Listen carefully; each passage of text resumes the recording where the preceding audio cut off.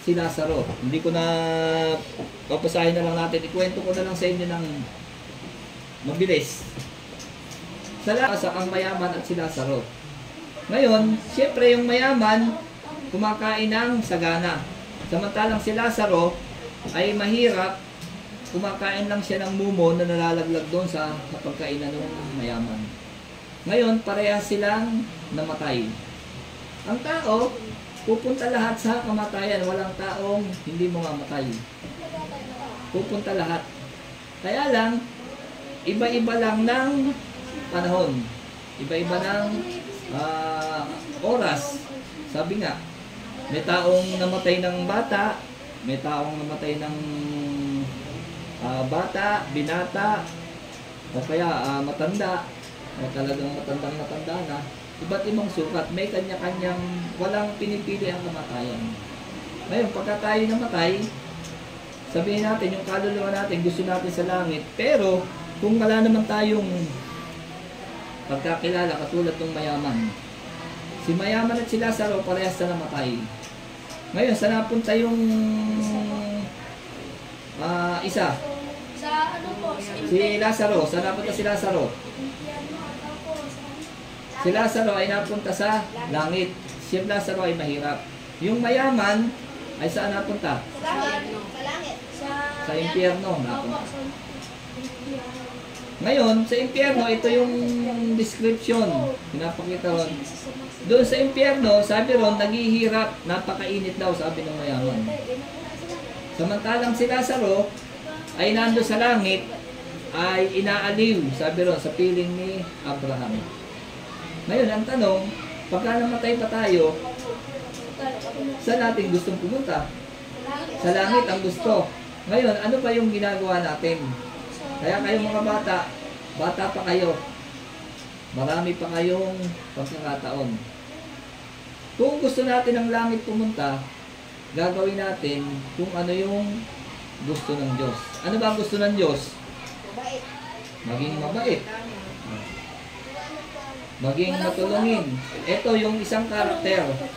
The ninth fruit of the Holy Spirit, yung meron daw siyam na karakter ang isang tao. Dapat na lang kay Kristo. Unang-una, meron siyang pag-ibig, love, meron siyang joy,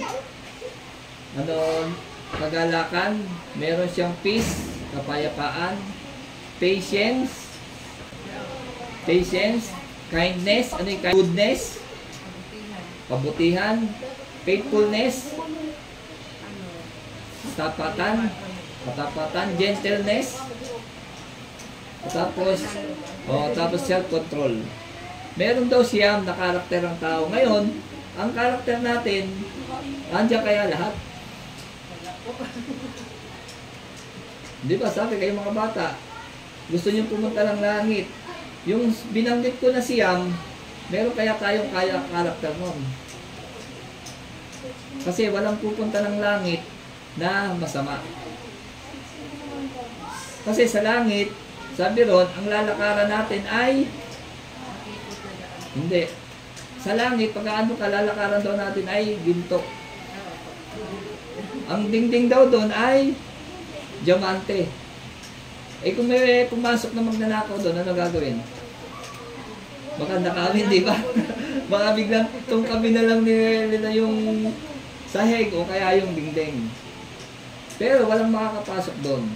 Katulad ng mayaman at saka si Lazaro ang pinag-uusapan natin. Sabi, pagka namatay ang isang tao, meron daw malaking bangin na namamagitan sa kanila. Yung nasa langit, hindi pwedeng pumunta ng impyerno. At yung nasa impyerno, hindi pwedeng pumunta ng langit. Yun yung pagitan nila. Kaya sa buhay natin, kung naisin natin, ang nangyari kay Lazaro, sabi niya ron, sabi ng mayaman, meron akong mga kapatid na baka pwedeng puntahan mo amang Abraham at sabihan sila. Yun. Sabi ron, sabihan daw sila na para hindi sila mapunta ron sa kalagayan ng mayaman. Nasaan yung mayaman? Nasa impyerno. Kaya sabi niya, nakikiusap siya kay Abraham, na amang Abraham, sabihan mo yung aking mga kapatid para hindi mapunta ng impyerno. Eh, sabi nga ni Abraham, merong mga propeta na nagsasabi ng salita ng Diyos. Kung makikinig sila ron, paniniwalaan nila. Pero kung hindi sila makikinig, useless. Hindi sila pakikinig. Kaya sa buhay natin, kung gusto natin ang pumunta ng langit, may mga requirements yun. Ano yung requirements? Ang kaloob ni Jesus ay buhay na walang hanggan. Si Jesucristo, siya yung tanging daan. Sabi ng John 14:6, I am the way, the truth, and the life. No one comes to the Father except through me. Walang makapupunta daw sa Ama, kundi sa pamamagitan ng Panginoong Jesus. Kaya yun, kami, ginagawa namin ito, kaya tulad ng mga tinuturoan namin yung mga bata. Number 1, mahalin sila para hindi sila paglaki nila, maging maayos yung kanilang buhay. Kasi, malapit na ang pagdating ng Panginoon. Kailangan ng maihayag ang salita ng Panginoon. Sabi, into the whole world, maipahayag. Ngayon, kung hindi pakikinggan ng isang tao, ang salita ng Diyos, nasa sa kanya yun. Kaya, siguro sa hapong ito, pinahapyawan ko lang, kasi meron akong topic talaga.